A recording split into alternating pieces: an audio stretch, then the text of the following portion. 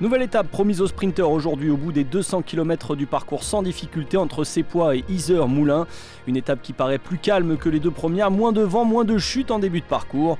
Une journée plus tranquille pour les leaders, notamment pour les battus des 2 premiers jours, Fabio Aru, lui qui a terminé lors de la deuxième étape à près de 15 minutes du vainqueur. L'Italien du team UAE Emirates, inscrit tard pour cette course, va même mettre pied à terre aujourd'hui. Nouvel abandon sur ce Paris-Nice 2019. Scénario classique dans cette troisième étape avec beaucoup de tentatives dès les premiers kilomètres. 34 km/h de moyenne seulement sur les 2 premières heures de course, le peloton n'insiste pas et le bon coup se dessine au kilomètre 41 avec 2 coureurs de la Delco Marseille, Ramonas Navardoskas et Alessandro Fedeli qui partent en éclaireur et vont avoir jusqu'à plus de 5 minutes 30 d'avance devant un peloton emmené timidement par les équipes de sprinteurs. L'écart tombe ensuite à 2 minutes à 60 km de l'arrivée. Et une fois cet écart tombé sous la minute, le peloton joue avec les échappés pour ne pas les reprendre trop près de la ligne d'arrivée. Navardoskas et Fedeli sont finalement rejoints à 39 km de la fin de l'étape.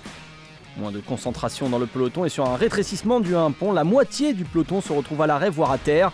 Le rythme de la course s'en ressent encore une fois.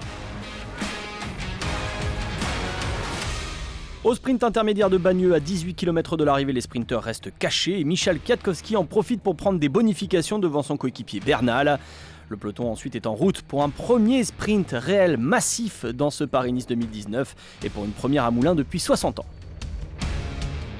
Les équipes de sprinteurs sont en place, la route est large dans le dernier kilomètre, le train des Jumbo-Visma semble moins fort que d'habitude et Groenewegen va craquer à quelques mètres de la ligne.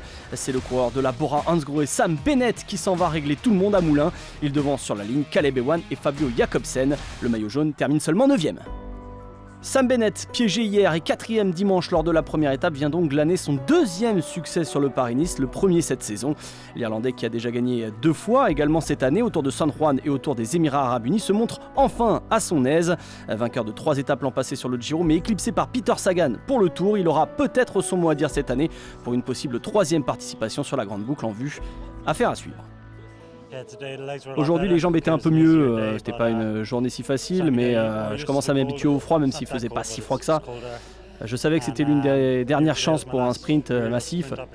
J'ai tout donné et les gars ont fait un job fantastique.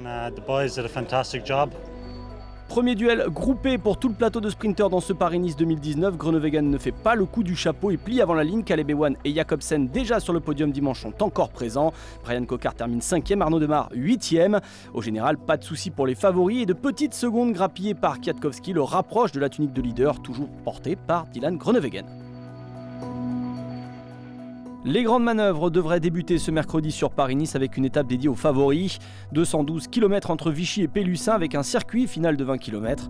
4 côtes raides justement sur la fin de parcours répertoriée pour le classement des grimpeurs. Plus de 10 km d'ascension et des passages à plus de 10%. De quoi faire des dégâts, on en saura plus sur les favoris à l'issue de cette journée.